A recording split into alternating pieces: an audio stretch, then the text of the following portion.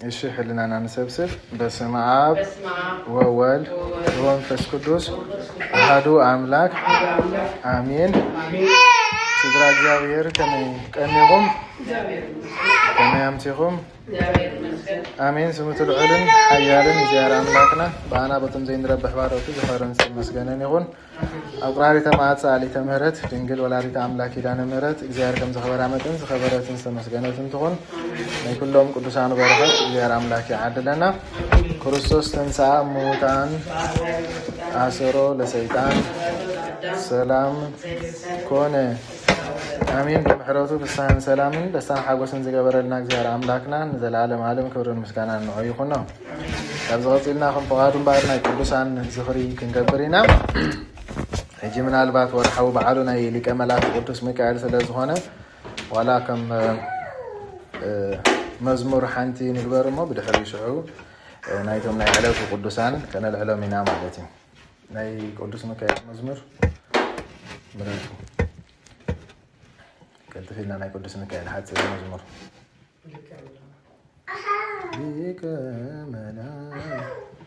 ليك ملاك تربي المزمور بسم سلاسي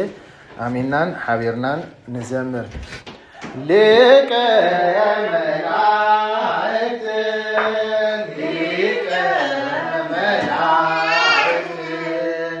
ليك ملاك ليك ملاك ميكائيل ميكائيل ميكائيل لك ملاك ميكائيل ميكائيل ميكائيل لك ملاك لك ملاك لك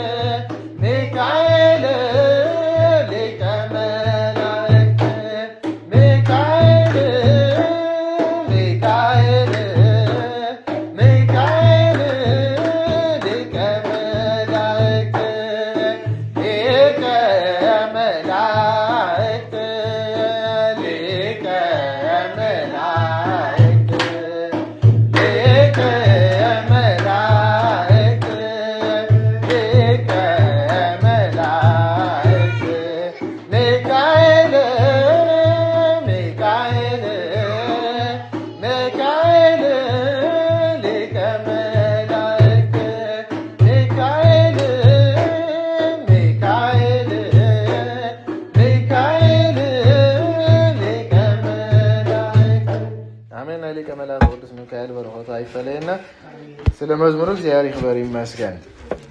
እሺ ከም ፈቃድ አምላክ ካብ ዝቐፂልና ድማ ካብ ናይ ዕለቱ ቅዱሳን ናይ ዝዓበየ ናይ ቅዱስ ዮሃንስ አፈወርቅ ዕረፍቱ ስለ ዝኾነ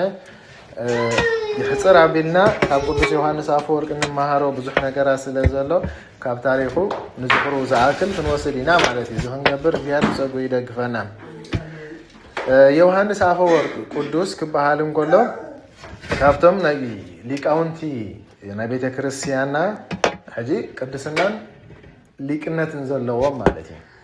ቅድስናን ሊቅነትን አጣሚሮም ዝሓዙ ማለት እዩ። ቅዱሳን ጥራሕ ኣይኮኑን ሊቃውንቲ እዮም። ሊቃውንቲ ጥራሕ ኣይኮኑን ቅዱሳን እዮም ማለት ሕጂ ሊቃውንቲ ኮይኖም ርኩሳን ስለ ዘለዉ ማለት እዩ። ንኣብነት አርዮስ ምስ ንብል አርዮስ ሕጂ ካብ ሊቃውንቲ ወገን ኣብቲ ዘመኑ ማለት እዩ። ካብ ሊቃውንቲ ወገን ግን እንታይ ዓይነት ሊቅነቱ ንምንታይ ተጠቂሙሉ እንታይ ኢልና ክብርን ምስጋና ንዑ ይኹን ንጎይታ ንምቅላል ማለት እዩ። ስለዚ ርኩስ ሊቅ እዩ ማለት ስለዚ ርኩሳን ሊቃውንቲ ኣለው፣ ቅዱሳን ሊቃውንቲ ከዓ ኣለው። ሙንናን ዝኾኑ ሊቃውንቲ ከዓ ኣለው። ሙንናን ዝበሃል ሊቃውንቲ ከዓ ዓለማዊ ፍልጠት ጥራሕ ዘለዎም። ዓለማዊ ፍልጠት እንታይ እዩ? ንዑቕ እዩ ማለት ወይ ከዓ ዝተነዓኸ ኣብዚ ምድሪ ዝተርፍ እዩ ማለት እዩ። ዓለሙኒ ሃላፊ ፍትወቱኒ ሃላፊ እስመ ኩሉ ሃላፊ ውእቱ ምሽ ብለና መፅሓፍ። ኣብ ዓለም ዘሎ ኩሉ እንታይ ኢና ንገብሮ? ኣብዚ ዓለም ሓደግና ኢና ንኸ። ስለዚ ናይ ዓለም ሊቃውንቲ ኣለው፣ መንፈሳውያን ቅዱሳን ሊቃውንቲ ኣለው፣ ርኩሳን ዝኾኑካ ሊቃውንቲ ኣለው። ስለዚ ቅዱስ ዮሃንስ ክንብል ከለና ካብቶም ቅዱሳን ሊቃውንት ወገን ካብ ሊቃውንት ወገን ድማ ምናልባት ዝዓበየውን ክንብሎ ንኽእል ኢና ማለት እዩ ዮሐንስ አፈወርቅ ሕጂ አፈወርቅ ሽሙ ይኮነን ኣብዚ ሕጂ ተኣሽሙ መታን ክንፅረልና ማለት እዩ አፈወርቅ እንታይ ማለት እዩ አፉ እንታይ ዝኾነ ወርቅ ዝኾነ ጥዑም ድዛረብ ማለት እዩ ደስ ዘብል ዘረባ ንቅድስና ድኸውን ዘረባ ድዛረብ ማለት እዩ በረኸት ዘለዎ ዘረባ ድዛረብ ማለት እዩ እዚ አቡ አፈወርቅ ኣይኮነን ሽሙ ንኣብነት አቡ አስፋንዲዮስ እዩ ሽሙ ኣዲ ቅዱስ አትናስያ ከመይ ገይሩ ዳ ዮሐንስ አፈወርቅ ተባሂሉ ድሕሪና ብሽሙ ተጀሚርና ካብቲ ዝነበሩ ቅዱስና ዝተለዓለ ወላዲት ኣምላክ ዝሃቦቶ ሽሙ ከመይ ተበልና ንኣብነት ወንጌል ማቴዎስ ምዕራፍ 1 ፍቅዲ 25 እንታይ ዝብል አረጋዊ ዮሴፍ ኢሉ ኣዴና ቅድስት ድንግል ማርያም በኽሪ ወዳ ክሳብ ትወልድ እንታይ ገበራን ይብል ኣይፈለጣን ይብል ምስ ሕጂ ኣብ ዘመኑ ንጉስ ዝነበረ ቅዱስ ዮሐንስ አፈወርቅ ኣብ ዝነበረሉ ግዜ ንጉስ ዝነበረ አርቃዲዮስ ይበሃል ሰበይቱ ድማ አውደክስያ ትበሃል አርቃዲዮስ ንጉስ ኩሉ ግዜ ንዮሐንስ ክሓቶ ኢሉ ይሓስብ ግን ይርስዖ ነይሩ ሓደ እዋን ግን ግብጃ ገይሩ ምስ ኣከቦም ልክዕዩ እቲ ሕቶ ተዘኪርዎም ፀዊዑ ድማ ንዮሐንስ አፈወርቅ ይሓቶ መምህረይ ኣቦይ ይብሎ ክትከይድ ከለኻ ንስኻ ይዝከረኒ ክትመፅእ ከለኻ ግን ድርስዖስ ሓደ ሕቶ ኣለኒ ሕጂ ክሓተካ ይብሎ ቅዱስ ዮሐንስ ድማ ሕተት ይብሎ ብድሕሪ ሽዑ ልክዕ ነዚ ቃል እዚ ኣልዒሉ ድማ ይሓቶ ኣብ ወንጌል ማቴዎስ ክሳብ በኽሪ ወዳ ትወልድ ኣይፈለጣን ዝበሎስ እንታይ ማለት እዩ ከምዚ ተራ ሰብ ንሰበይቲ ዝፈልጣ ማለት እዩ ይብሎ ንኣብነት ሕጂ ኣብ ኦሪት ድሕሪ ተመልኪትና ኣዳም ንሄዋን ፈለጣ ይብል ወዲ ከዓ ወለደትሉ ይብለና ምስ ሓቀ ሕጂ እንታይ ማለት ተራኺቦም ማለት ከምኡ ማለት ድዩ ኢሉ ይሓቶ ማለት እዩ እዚ ቅዱስ ዮሐንስ ድማ ይብል ብመንፈስ ተቃኒዩ ብሓፂር ተዓጢቑ ድማ ክምልሰሉ ይጅምር ማለት እዩ ክምልሰሉ ከሎ ድማ ብዙሕ ስንክሳር ድሕሪ ኣንቢብና እንታይ ዝብሎ ብዙሕ ምስጢራት ገለፀሉ እዩ ዝብል ይሕፅር ኣቢሉ ድማ ኣዴና ቅድስት ድንግል ማርያም ከም ዝብሎ ዘለካ ዘይኮነሲ ብከምዚ ትምሰል ይብሎ ብፅሩይ ንፁህ ብርለ ትምሰል ይብሎ ሕጂ ብርለ እንታይ ኢና ንገብረሉ እንታይ ነቐምጠሉ ብርለ ሜስ ክኸውን ይኽእል ዝተፈላለየ ዝኾነ ድስትን ታትገብረሉ ትኽእል ኢኻ ትወሉ ትኽእል ኢኻ ሕጂ ሜስ ሰቲናሉ ሕብሪ ናይቲ ብርለ እንታይ ይኸውን ሕብሩ እንታይ ይኸውን ከመይ ኣምሲኹም ኣለኹም ኢኹም ምሽ ሕጂ ትብርለ ጥርሑ ኣሎ ድሕሪ ሜስ ሰቲናሉ ሕብሩ እንታይ ይኸውን ብጫ ናይ ሜስ ሕብሪ ምሽ ኮካ ተእቲናሉ ኸ ፀሊም ይኸውን ሓቀይ ፀባ ተእቲናሉ ኸ ፃዕዳ ይኸውን ስለዚ እቲ ብርለ ደእተኻሉ መስተ ናቱ እንታይ ይሕዝ ምስሊ ወይ ከዓ ናቱ ሕብሪ እዩ ዝሕዝ ማለት ቅዱስ ዮሐንስ ድማ ይብሎ ኣዴና ቅድስት ድንግል ማርያም ንፅህቲ ብርለ ትምሰል ልክዕዩ ንጎይታ ምስ ፀነሰት እቲ ናቱ ሕብረ መለኮት ክቀያየር እንከሎ ናታ መልክዕ ድማ እንታይ ይኸውን ነይሩ ይቀያየር ነይሩ ከም ወርሒ ትደምቀሉ ኣሎ ከም ፀሓይ ትበርሀሉ ኣሎ ከም ከዋኽብቲ ደሚቓ ትረኣየሉ ግዜ ኣሎ ከም ልክዕ ከም እሳት ትበርሀሉ ግዜ ኣሎ ንኣብነት ሕጂ ሰብ እንተዳ ንሕና ንፈልጦ ሰብ ገፁ ክብሪ እንተርኢና እንታይ ንበልና ነርና ንሕና ድኾነ እንብሎ ነገር ኣይምጨነቃት ወይ ከዓ እንታይ ዳ እዩ ነገር እዚ ኢልና እንታይ ምኾንና ነርና መን ዳኣ ኮይኑ ኢልና ምተመራመርና ነርና ንኣብነት ኣብ ኦሪት እኮ ሊቀ ነቢያት ቅዱስ ሙሴ ካብ ሲና ክወርድ እንከሎ ገፁ እንታይ ኮነ ኢሉ ከብሪ ጀሚሩ ምስ እግዚኣብሔር ተዘራሪቡ ክመፅእ ከሎ እስራኤላውያን እንታይ በልዎ እዩ ዝብል ሙሴ ሙሴ ገፅካ እንታይ ግበረልና ተሸፈነልና ምክንያቱ ክሪኡ ወይ ከኣሉ ካብ ብርሃኑ ዝተላዓሉ ማለት እዩ ስለዚ ኣዴና ቅድስት ድንግል ማርያም ጋር ንጎይታ ምስ ፀነሰት ሕብሪ መለኮት ይቀያየር ነይሩ ስለዚ ክሪኦ እንከሎ እቲ ገፃ ክቀያየር እንከሎ ኣረጋዊ ቅዱስ ዮሴፍ መን ደኣያ እናበለ እንታይ ይገብር ነይሩ ይሓስብ ነይሩ ኣይፈለጣን መን ምዃና ኣይፈለጥን እዚኣ ሰበይቲ እዚኣ ከመይ ዝበለት ሰበይቲ እያ እቲ ማህፀና ዘሎ ከመን ኮን ይኾን እናለ ኩሉ ግዜ እንታይ ይገብር ነይሩ ይመራመር ነይሩ ማዕሴዳ ይፈሊጡ ኣረጋዊ ዮሴፍ እንተልና ምስ ተወልደ 5 ተኣምራታት እንታይ ምስ ኮነ ምስ ተፈፀሙ ማለት እዩ ንኣብነት ጎይታ ክውለድ ከሎ ኣብ ልደቱ ጓሶት መፅኦም ምስኡ እንታይ ግበሩ ይብል ዘመሩ መስከሩ ምስ ነቶም ጓሶት መልኣኽ እግዚኣብሔር መፅኡ ኣብ ዓዲ ዳዊት እቲ መድሒ እንታይ ገይሩልኩም ኣሎ ኢሎ ተወሊድልኩም ኣሎ ኣብ በብልዕ ባልካ ክትረኽብዎ ኢኹም ምስ በሎም ከይዶም ሪኦም ተመልኪቶም ደስ ኢልዎም ተሓጒሶም ከዓ እንታይ ገይሮም ኣመስጊኖም ማለት መላእኽቲ ወሪዶም ምስ ጓሶት እንታይ ገበሩ ኣመስጊኖም እዚ ኩሉ መንሪ ኣረጋዊ ዮሴፍ እቲ ንሰብኣ ሰገል ዝመርሖም ዝነበረ ኮኸብ መፅኡ ኣብ ልዕሊኦም እንታይ ኮነ ይብል ደው በለ ይብለና ነዚ መን ተመልኪቱ ኣረጋዊ ዮሴፍ ካብ ጎይታ ካብ ክብሩ ዝተለዓለ ዝለዓል ወይ ከዓ ዝወፅእ እንታይ ነይሩ ብርሃን ነይሩ ነዚ መንሪ ተይልና ኣረጋዊ ቅዱስ ዮሴፍ ማለት ምምፃእ ናይ ሰብኣ ሰገል ንባዕሉ እቲ ናይ ኣይሁድ ንጉስ ኣብያሎ እንዳበሉ ክመፁ ከለው ነዚ መን ሪኢተልና አረጋዊ ዮሴፍ እዚ ሁሉ መስተጠማመረ እሳ መን ምዃና እንታይ ገይሩ ፈሊጡ እትስተወልደ መን ምዃኑ ፈሊጡ እሳ አዳ አምላክ ምዃና እትስተወልደ አምላክ ምዃኑ ሹዒ ፈሊጡ ምስ መዓስ ተልና ምስ ተወለደ ጎይታ ማለት ስለዚ ቅዱስ ዮሐንስ ንአርቃድዮስ እንታይ ይብሎ እዚ ማለት እዩ ክሳብ ትወልድ ኣይፈለጣን ዝበሎ ምስ ወለደት መን ምዃና እንታይ ገይርዋ ፈሊጥዋ ዳኣምበር አዳ አምላክ ምዃናሲ መጀመርታ እንታይ ይኸውን ነይሩ يحسب يجنا من كنت خون النابلت كل جزية أبروس نبرة دامبر من مخاناسي بلك أي فلت النيرو مسولدت كن تايجبر فلت النابلة كم زجيرو بخبري كمسكر الله هلو أبتي نيارك أريوس بيت منجسسي انتي نبرة تبلنا سلاد هنا نولادي تعملك مالتي لك عزيا سلاد هنا نولادي تعملك دما عفاوتي أنتي جبرة تبل أمس جنت دمس تسمعين يوحنس عفا ورق يوحنس عفا بركات يوحنس عفا معارنا لس انت قبلو تبل عمس قنو تيول بتي ذهبو مجلس مالت بت نخبرز متعتن ذهبو مجلسي نسال ما ختم مسكنو خلا مالت إذا دما كلهم ريوم تمسكيرو من مالت لك يوحنس عفا ورق دما تمسكينو عي ترفن انت قبلو يزول اسجد لك وأول سكن على دما نسو أبغران تكون يب وديقو عمس قنا مالت سلازي ما رابطاتنا بتاع أمر مريم أكاتي توما لك تأمر مريم كن بقول مش أسجل لك نقول كم تي يوحنس أنت إزجبرك نقول عمانه زود ساكن بمبالغ إحنا هذا ما سجل لك قبال كله ساكننا ولا يتعامل لك نمسجن معك كابزن ده حريم بقى إذا دمت إذا مثلا عارك أرياس نقول كأنت هاي ده حر داقيم يوحنس شو ممني يوحنس عفوا ورق تواهيلي لسوا عبد المبال بأواج شو من تغير له مالك يوحنس عفوا ورق أمبرنا يمجمرتا وكان يبوشم أسفانديوسي ناديشم دما عتناسياي نجار للدوتو بزحتي كاتو عليهم كلهم ناتهم كجبروا يمزدالي نعبنات أب اسكندرية تخيلنا اسكندرياوي يبلو أب سوريا سورياوي يبلو أب غريخ غريخاوي يبلو ناتهم كردستان زي داليهم يلن حكاي كل سبب تايزون إذا خستايناي إذا خستايناي أمنا أرجعوا كو تجراويو أمنا فيليبوس كو إرتراوي حكاي كم دينا عندنا أب كمزي كو توليد ودع عندنا يكو كمزي أب إسرائيل دلو من يكون تقولوا خان تايز لازم كردستان كله ما بيز قبره ها هذا أكله جزاي حكي هالشيء ما كم كابز خواتة توصينا جن بناي سنكسر الحركة إن تايز بلنا ولدو سوريا ويعني يبلنا جن زنبرو أب اسكندرية سلازو خانة يوحنس أبي توليدو أب اسكندرية سلازي اسكندرية ويو أب اسكندرية توليدو سلاز عابية مالتي اتذكرنا من نجار مثلا هفته مات نواري بلو مولود بتعمي هفته مات نواري بلو ما نايت الزمانتي ناي غريخ فلسفنا دما كمهار نبيت مرتي عطوه يبل قلت يوحنس ولد انت يرما نايت زمانتي فلسفنا كمهار ناب غريخ بيت مرتي يتيما مالتي جينا بنوس انه تخلو دما قدس يوحنس ناي فلسفات تمرتي تمهيرو كم اتوم كونه بعالماوي تمرتي لي كونه يبل جا قدمنا انت نمرنا قدسان ليك أونت الله رخصان ليك أونت الله مننا عند خون ليك أونت خاله مش حتى إذن عالم نجار قدس يوحنس أنت جيرو هم هيرو العلم ما نمكن جينا بنص النوت والله مالتي جينا بنهس عن النوت كله ده حرجن أبو عرفه يبل أبو مس عرفه عادي يدمع نبي تكريسيان قال قالوا خون إلى خاني نبي تكريسيان تمرتي خم حرك عني فقدت اللي يبل لك نبي تكريسيان تمرتك أسيلو مستمع حرك دمع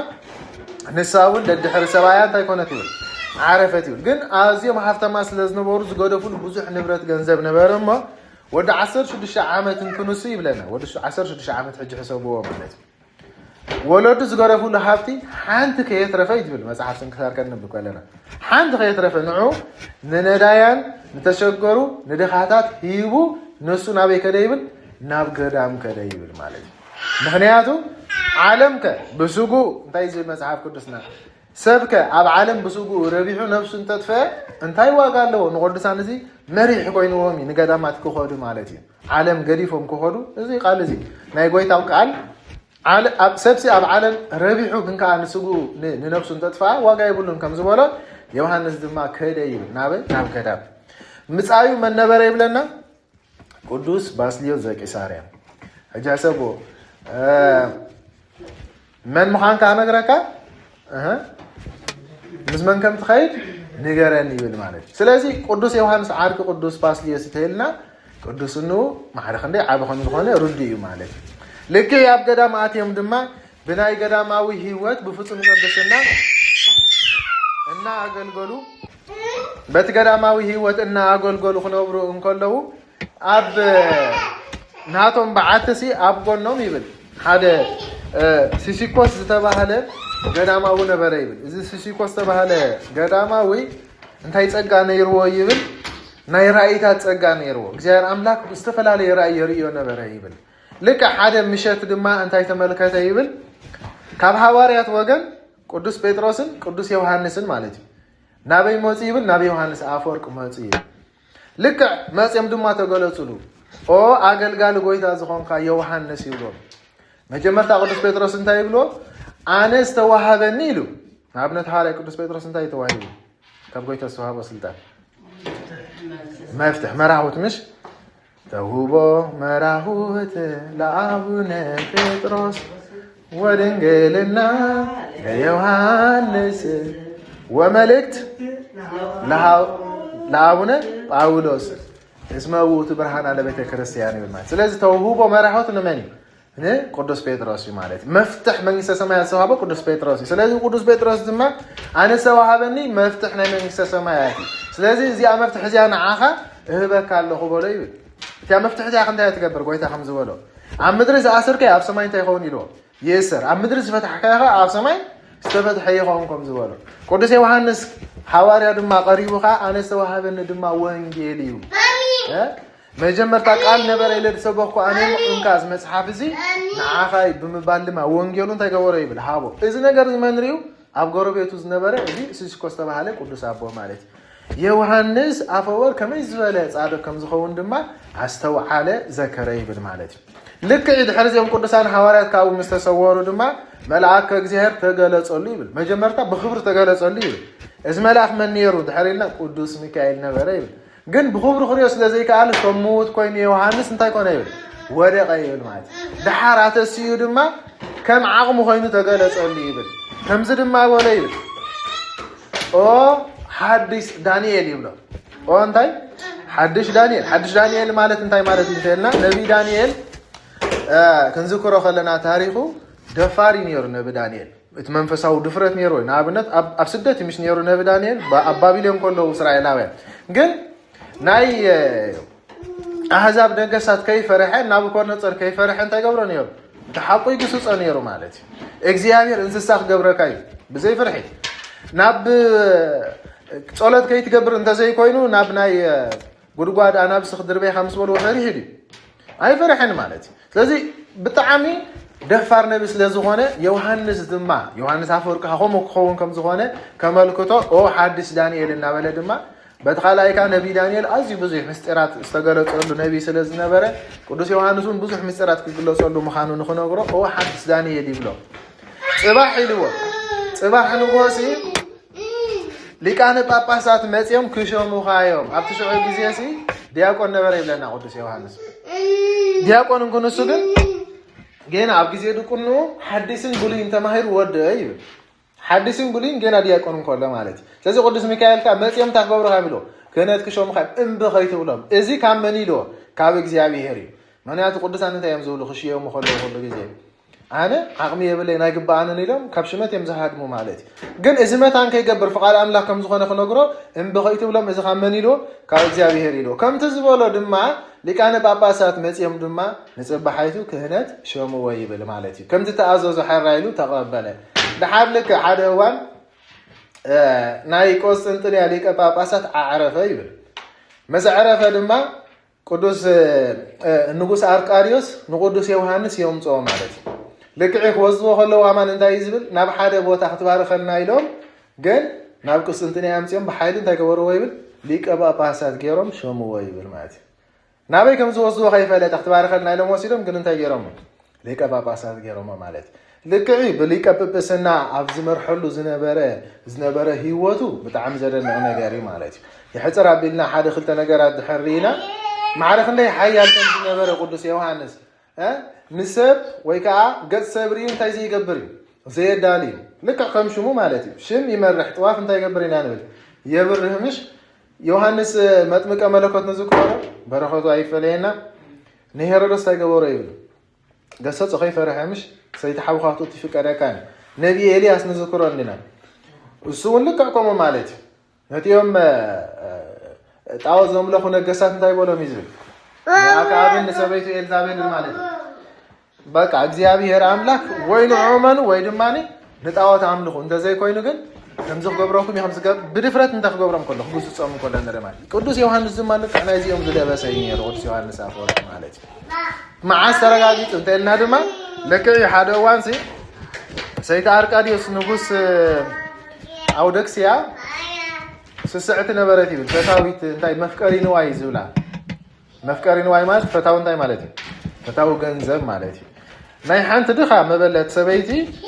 ልምዕት መሬት ነበረታ እሞ ይብል መሬታ መንጠለታ ይብል ድኻ ስለ ዝኾነት ሓይሊ ዘይብላ ስለ ዝኾነት እንታይ ጌራታ ብሓይሊ መንጢላታ ማለት እዩ እዚኣ መበለት ሰበይቲ ድማ ናበይ ትመፅእ መቸም እንተደኣኒ ተበዲልካ ናበይካ ትኸይድ ፍትሒ መን ፍትሒ ዝህበካ ዳኛ እዩ ምሽ ወይ ካብቲ ናይ ቀደም ዘመን እንተኢልናኻ ንጉስ እዩ ግን ናብ ንጉስ ከይትኸይድ መን እያ መንጢላታ ዘላ ሰይቲ ንጉስ ንግስቲ እያ ስለዚ ናብ መን ከይዳ ግን ትዝግባእ ናብቲ ናይታ ከተማ ርእሰ ሊቃነ ጳጳሳት እዩ ትዝግባእ ማለት እዩ ምክንያቱ ካብ ስልጣን መንግስቲ ስልጣነ ክህነት እንታይ ይኸውን ይዓቢ ፅቡቅ ገይሩ ማለት እዩ መወዳድርቲ እውን ኣይኮነን ማለት እዩ ምክንያቱ ናይ መንግስቲ ስልጣን ናይዚ ዓለም እዚኣ ስልጣን እዩ ሓላፋ እዩ ማለት እዩ ናይ ሰማይ ስልጣን ግን ኣብ ሰማይ እውን ዘንብረካ እዩ ማለት እዩ ስለዚ ከይዳ ድማ ኣቦይ ዮሐንስ ኢላቶ ንግስቲ ኣውዶክስያ መሬት እንታይ ጌራታ መንጢላታ ኢላቶ ብድሕሪ እዚ መልእክቲ ልይኽላ ቅዱስ ዮሐንስ ንገፅ ርዩ እንታይ ይገብርኒ ኣየዳሉኒ ልክዕ ድማ መልእክቲ ሰዲዱ ከዓ ናይታ ሰበይቲ መበለት ዝመንጠልክያ መሬታ ምለስላ ኢልዋ ሕጂ ምስ ንግስቲ ይኮ ዝዛርብ ኣሎ ኣስተውዕሉ ኣብዚ ሕጂ ግዜ ድሕሪ ሓሲብናዮ ሽዑ ግዜ ናይ ቆስጥንጥንያ ንግስነት ማለት በቃ ናይ ኣሜሪካ በልዎ ሕጂ ማለት እዩ ሕጂ ንትራምፕ ከተፈራርሖ ትኽእል ኢኻ ከምዚ ግበር ወይ ከዓ ከምዚ ገብረካ ክትብሎ ትኽእል ኢኻ ንትራምፕ ተልካዮ ከዓ ርኢናዮ ኢና እንታይ ከም ዝገበሮም ነዞም ሓለፍቲ ደፈራርሑ ወይ ዝፈከሩሉ ርኢናዮምሽ ናይ ቬኔዙዌላ ፕሬዚደንት ሓፍኮፍ ከሎ እንታይ ገበሮ እዩ ዝብል ከይዱ ምስ ሰበይቲ ቦግ ኣቢሉ ካብ ማእከል ዓዱ ካብ ማእከል ቤቱ ወፂኡ መንጢሉ ኣበይ እትዎ ኣብ እስር ቤት እትዎ ማለት እዩ ኣብ ኢራን ከምትን ክብሉ ከለዉ ነቶም ዘድልይዎ ሓለፍቲ እንታይ ገይርዎም ቀቲልዎም ነቶም ክቀተሉ ኢሉ ዝሓሰቦ ማለት ስለዚ እንታይ ንምባል እዩ ሕጂ ናይ መወዳእታ ሓያል ትበሃል ሃገር ኣሜሪካ ስለዝኾነት ኣብዚ ግዜ እዚ ናታ መራሓ ከዓ ንሱ ስለዝኾነ ክደፍሮ ኣይትኽእልኒ ኢኻ ማለት እዩ ተደፊርካዮ ከዓ ዓስባ በኣ ትረኽባ ኣብቲ ሽዑ ግዜ ድማ ቅዱስ ዮሐንስ ምስ መን እዩ ዝዛረብ ዘሎ እንተኢልና ምስ ኣውዶክስያ ልክዕ ከምኡ ማለት እዩ ግን ንሱ ኣይፈርሕን ከምዚ ከይትገብር ንግስቲ እንድያ እዚኣ ተቐፅዐት እንኸ ተሳጎገት እንኸ ተኣሰረት እንኸ ይበለን እቲ ዝወሰድክዮ እንታይ ግበር የልዋ ምለስ የልዋ ድሓረይ እንታይ ትብሎ ንሳ ኣይ በቃ እታ ሰበይቲ እዚ ደኣዘዘትኒ ገንዘብ እንታይ ክገብራ የላቶ በቃ ደኣዘዘትኒ ገንዘብ ክህባ የላ መልእኽቲ ሰዲዳ ትብሎ ሽዑ በለኽ ሓታ ኢልዋ ነታ ሰበይቲ ፀዊዑ ድማ ንግስቲ ዝደለኽዮ ገንዘብ ክበክየ ትብለክላ ትደሊ ዲኽ ኢልዋ እታ ሰበይቲ ግን እዚ ርስቲ ኣቦታተይ እዩ ኢላቶ ርስቲ ኣቦታተይ ድማ ኣሕሊፈ ኣይህብን ስለዚ ገንዘባ ንዓ ይኹን ኣነ ዝደሊ እንታይ ኢላ እታ መሬት እየ ኢላቶ ማለት እዩ ከምኣ ኢሉ ከዓ ሰዲድላ መልእኽቲ ንግስቲ መሬታ እንታይ ግበርላ መለስላ እሳ ገንዘብ ኣይትደሊና ኢልዋ ድሓረ ግን ኣውዶክስያ ክትፍክር ጀሚራ ማለት እዩ ኣነ ደ ንግስቲ ዋላ ንስኻ ኣነ ዝበልክዎ ዝኸውን ንስኻ ብምባል ሓፍኮፍ ክትብል ጀሚራ ኣብ ሰዓት እዚ እንታይ ገበረ ዮሐንስ ኣፈወርቅ እንተኢልና ድማ ወገዛ ይብል ማለት እዩ ወገዛ በዓል ስልጣን ስለ ዝኾነ ሓንቲ ወይ እንታይ ኢልና ነርና ቅዱስ ጴጥሮስ ኣነ ዝተውሃብኩ መፍትሒ እንታይ ገረካ ኣለኹ ኢልዎ ይበካ ኣለኹ ኣብ ምድሪ ዝኣሰርክዮ ኣብ ሰማይ እንታይ እሱር ከም ዝኾነ ድማ ቤተ ክርስቲያን ከይተኣትዊ ምስ ህዝበ ክርስቲያን ከይትራኸቢ ስጋ ወደሞ ከይትቆርቢ ወጊዘት ኣለኹ ኢልዋ ሕጂ ሕሰብዎ ነዛ ንግስቲ ይኸሙ ዝብላ ዘሎ ማለት እዩ ካብዚ እዋን እዚ ጀሚሩ እምበኣር ንሳ ብተንኮል ብዙሕ ነገራት ጌራት እያ ማለት እዩ ብዙሓት ሰባት ተንኮል እናዓለመት ንዕኡ ከም ዘቃልልዎን ካብ እምነት ከም ዝወፀ ከም ዝገብርዎን ጌራ ድማ ኣብ መወዳእታ እንታይ ገበረቶ እዩ ዝብል ኣሳደዶቶ ይብል ናብ ኣጥራቅያ ዝተባሃለ ደሴት ሰደዶቶ ይብል ልክዕ ብስደት ናብ ኣጥራቅያ ምስ ከደ ድማ ኣብቲ ሽዑ ግዜ ዝነበሩ ምእመናን ንንጉስ ኣርቃዲዮስ እንታይ ይብልዎ ወይ መምህርና ኣቦና ተንጻልና ወይ ድማ ብልዕለና ይትነግስኒ ሓይሎም ድማ ተቃወምዎ ይብል ማለት ረዮ ናይ ትሽዑ ግዜ ዝነበሩ ሰባት ከም ናይ ሎሚ ይኮኑን ናይ ሎሚ ኣቦታቱ ዋላ እንዳተጨፍጨፉ እናተቀተሉ እንታይ ዝገብር ገሊዩ ሰይኮን ይብል ገሊዩ ካ በቃ አፉ ሒዙ እንታይ ይገብር ማለት አስቅጥ ይብል ማለት ሓደ ክልተ ይፈንጠርጠር ዝብል ማለት ናይ ትሽዑ ግዜ ዝነበሩ ህዝብ ግን ወይ ነቦና ተመልሰልና ካብ ስደት ወይ ድማ ኣብ ልዕለና ይትነግስኒ ሓይሎም بدحر زي شعو ملختي نابناي لكان باباسات ناي روما ليخوم دما زنجر زمس نغورو زيوم لكان باباسات دما حبرت مسانا يبلكان نيوهان تغور لهم ملوسنا بو يلم سلاز مولوس يلم كالاي غزي ግን መሌሳ ድማ استفلالي ተንከል ዓሊማ ድማ ናብ ስደት አምረሐተ ይብል ማለት መጽሐፍ ማቴዎስ ወንጌል ሳይዙና ምንት ጽድቅ ይዝስደሩ መንግስተ ሰማያት ናታቶም ያሞ ቦጻዓን እዮም ስለዚህ ቅዱስ ዮሐንስ ምንት ጽድቅ ክብል ምንት ህዝበ ክርስቲያን ክብል እንታይ ኮን ይብለና አዚ ብዙሕ ስደት ብዙሕ መከራ መግርፍቲ እስሩ ቤታት እዚ ሁሉ ረኸበ ይብል ኣብቲ ዝኾዶ ግን ኣይዕረፈን ኣብቲ ናይ ስደት ቦታ ድማ አሕዛብ ጸንሕዎ ይብል ነቶም አሕዛብ የሚኑ ድማ እንታይ ገበሮም ይዝብለና ክርስቲያን ገበሮም ይብለና ማለት ክርስቲያን ገበሮም ይብለና ለካ ድማ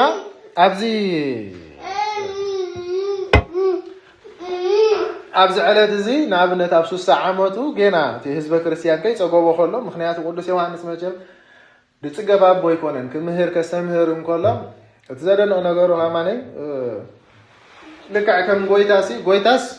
ድሕሪናዮ ብዙሓት ህዝቢ ይስዕብዎ ነበሩ ምሽብለና ክምህር እንከሎ ሓደ ግዜኻ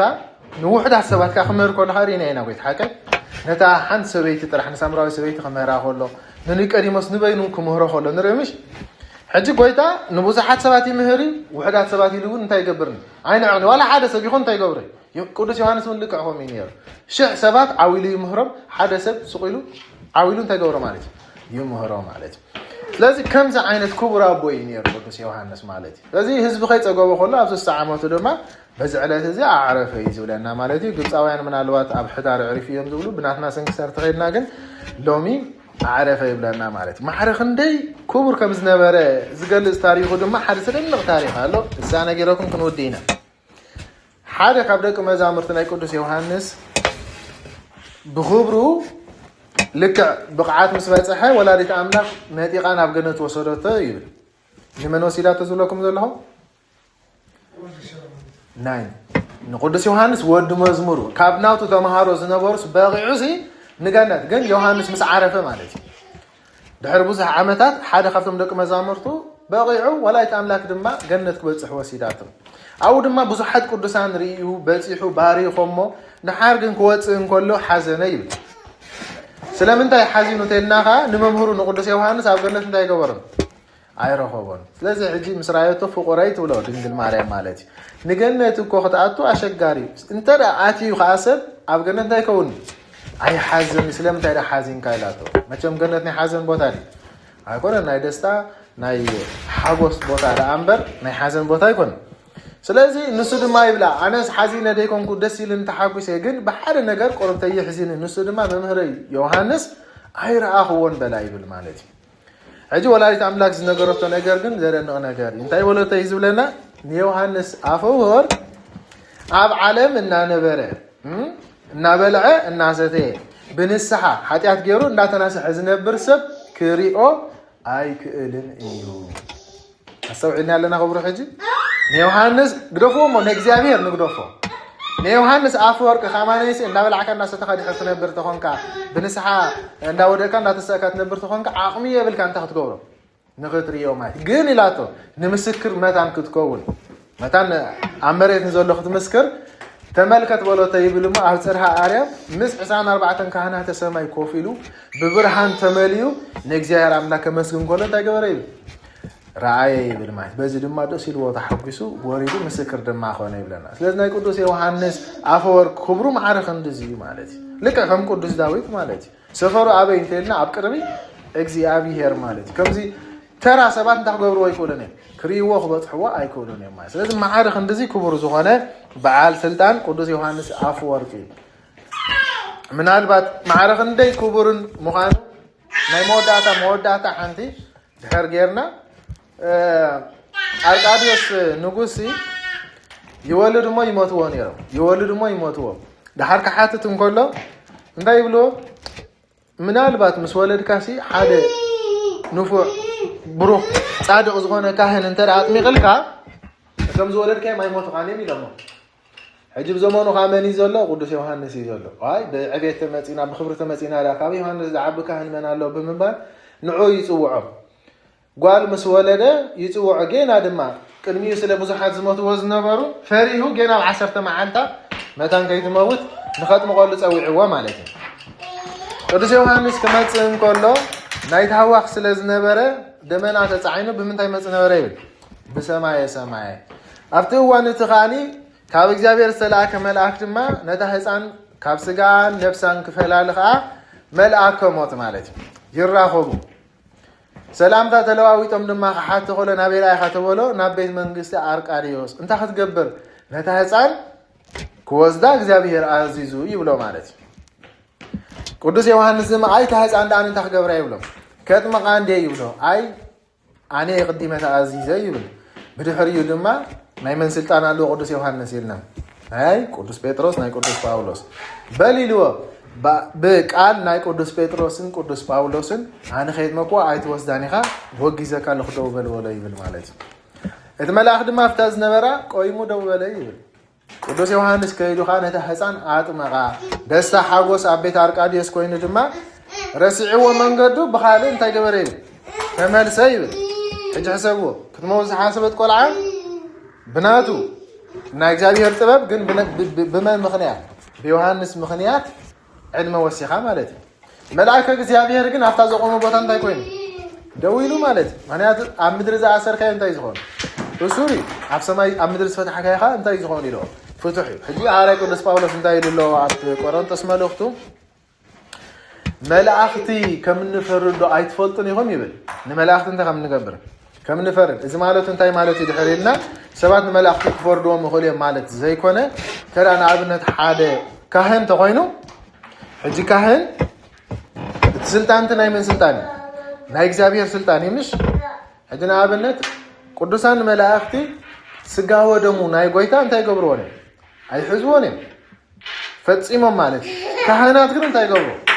ብኢዶም ይፍትትዎ ማለት እዚ ክብሪ እዚ ናይ ካህናት ክብሪ ካብ ናይ መላእኽቲ ክብሪ ከም ዝዓቢ የርእየና ስልጣኖም ማለት እዩ እምበር ሰብ ምስ መላእኽቲ ኣይወዳደርን ይፈፂሙ ማለት እዩ ግን ክህነት ዘለዎ ሰብ እሞኸዓ ክህነቱ ተረዲእዎ በቲ ዝግባእ ዝመላለስ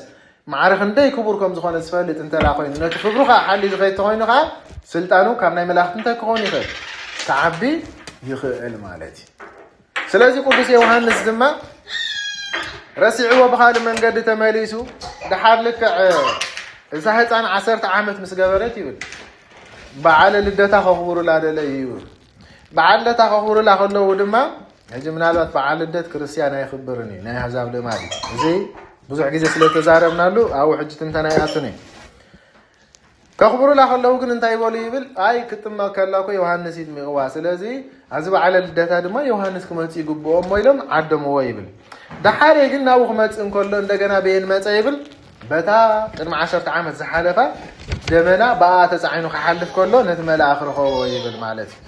ኣብኡ እንተረኣዮ እቲ ቅድሚ 10 ዓመት እንታይ ዝገበሮ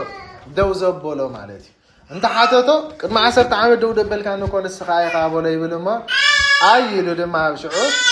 ክዳበል እግዚአብሔር ኣምላክ እቲ ዝፈቀዶ እቲ ዝኣዘዘካ እንታይ ኢልዎ ግበር ፈፅም ብምባል ድማ ኣፈነዎ ይብል እቲ መልአክ እግዚአብሔር ከይዱ ድማ ነታ ህፃን ካብ ስጋኣን ነፍሳን ፈሊ ድማ ናብ እግዚአብሔር ወሰዳ ይብል ዮሃንስ አፈወርቅ ከይዱ ድማ ንወለዳ ኣፀናኒዑ ከዓ ተመልሰና ቤቱ ይብለና ማለት እዩ ስለዚ ቅዱስ ዮሃንስ አፈወርቅ ክንብል ከለና ድርሰቱ ተግሳጻቱ እዚታት ድሕር አልዒልና ስለ ሰዓት ዝያኽለና ደይ ምትንካፍ ይሕሸና ማለት እዩ ግን ካብቶም ናይ መምሃራን መምህር ከማን እንታይ ዝብሎ መምህረ ኩሉ ዓለም ይብሎ ማለት እዩ ናይ ኩሉ ዓለም እንታይ ዝኾነ መምህር ዝኾነ እዩ ዝብሎ ማለት እዩ በዚ ዕለት እዚ ዕረፍቲ በረኸቱ ኣይፈለየና ናይ ኣቡነ ተክለ ሃይማኖት ፍልሰት እዩ ናይ ቅዱስ ክርስቶስ ሰምራ ቃል ኪዳን ዝተቐበለትሉ እዩ ቅዱስ መስቀል ብክብሪ ዝተገለጸሉ ኣብ ኢየሩሳሌም እዩ ሊቀ መላእክት ቅዱስ ሚካኤል ከዓ ንነቢ ዳንኤል ዝመገበሉ ብእምባቆም ነቢ ገይሩ እዩ ማለት እዩ በረኸት ናይ ኩሎም ቅዱሳን ይዓድለና ስም እግዚአብሔር ኣምላክና ንዘለዓለም ይኽበር ይመስገን ናይ ወላዲት ኣምላክ በረከት ረድኤት ኣይፈለየና ክብርን እግዚአብሔር ይኹን አሜን።